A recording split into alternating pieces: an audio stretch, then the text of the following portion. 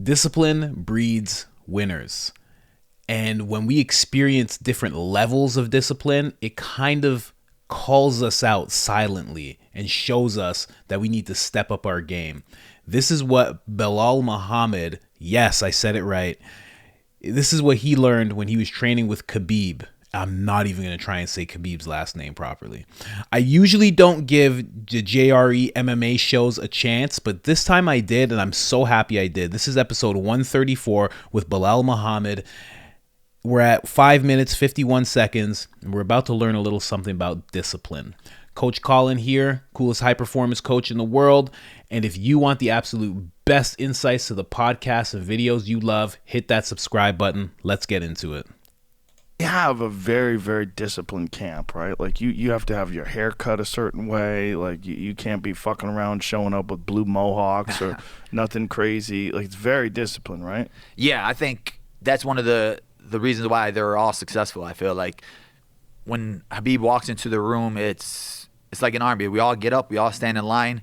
He'll stand in line, he'll point to who's sparring hard in the cage, because it's a different type of sparring too, where normally for us we have a sparring day in Chicago, or most teams I've trained at will have a sparring day like Monday or Wednesday, where it's for them they're doing everything every day. It's small glove sparring every day, then right after that you're taking off the gloves and you're grappling every day, then right after that you're going in the cage and you're wrestling on the cage every single day. Small glove sparring every day, but it's light, so it's where it's you don't want to knock, you're not trying to knock each other out, right. But then if he points to you that you're going to your hard sparring, then you're going in the cage with big gloves on. Mm-hmm. And those guys we're going hard, and he's cornering, and then Javier Mendez is in there cornering, so you're getting that real fight feel.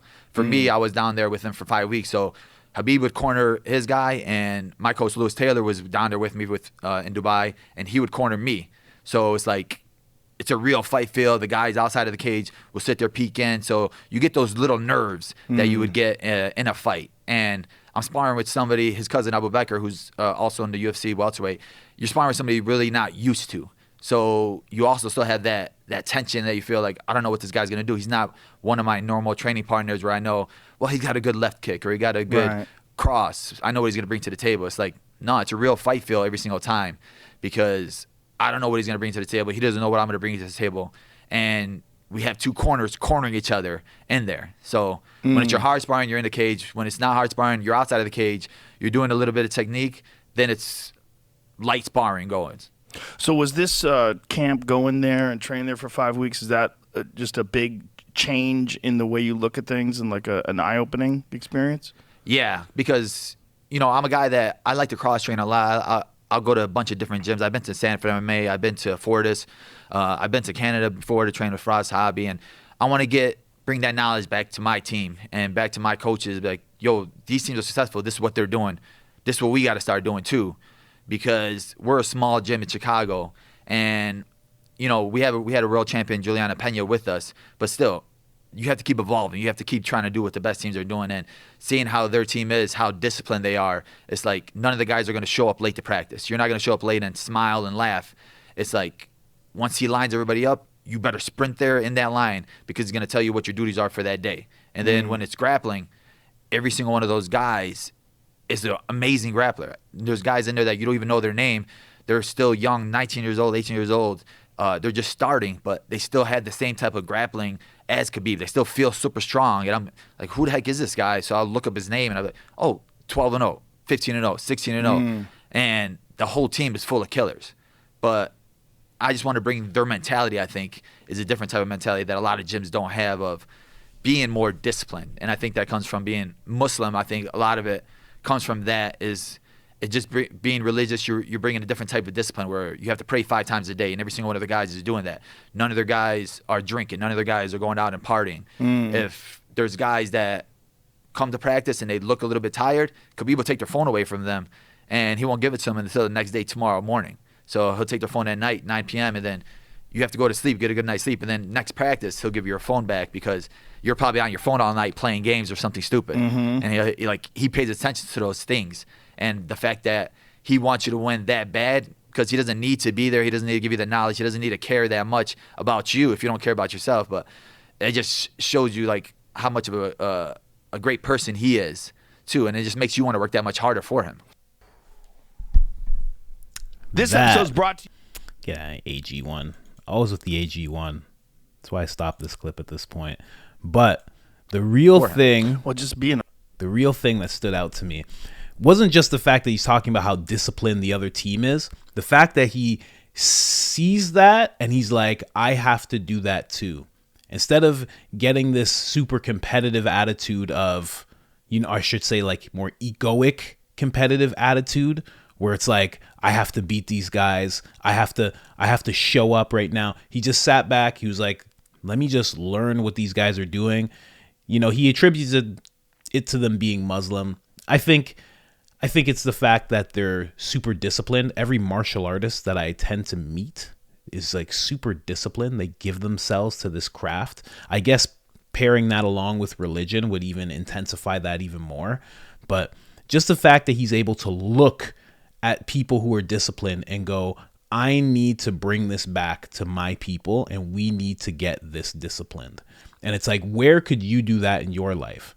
You already know. You can go through my whole catalog of videos. You'll see stuff about David Goggins. You'll see stuff about Cameron Hayes. You'll see stuff about Jocko, Tim Kennedy, Joe Rogan. You'll see all that stuff. It's like, what can you learn from these guys? And I've said it before. I know I have. And I'm going to be like a broken record until I see a bunch more of David Gogginses and Jockos walking around the world. I'm going to keep doing this.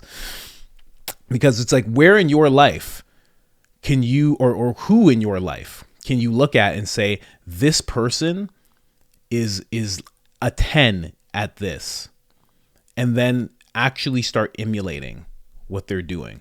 When it comes to discipline, it's like you just heard a whole level, a different level of discipline. How can you now start to, and I'm not talking about converting to Islam, obviously not, but how can you start all of a sudden taking things more seriously to the extent that somebody like Khabib and his camp would? You know, all of them have the same haircuts. All of them stand in a line like an army.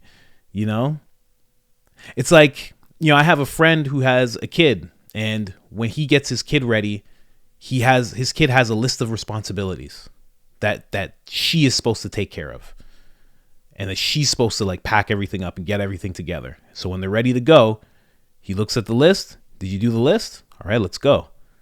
Then I have other friends who have kids, and their kid is just like, they're just laid out. They got to drag them by their foot. They got to put their shoes on, say, all right, let's go. Come on, out the door. No, this way. Come on. It's like there's different levels. It's like, what level are you going to aspire to, you know? And what level are you going to hold yourself to? And then what in your life are you going to give yourself over to in order to, because that's the thing that's happening here, right? It's not that just these guys are just disciplined, right? And it's not that they're just Muslim and like that's just how they are. It's the fact of there is a fight looming. There is a title that they want, right? And they're giving themselves over to that.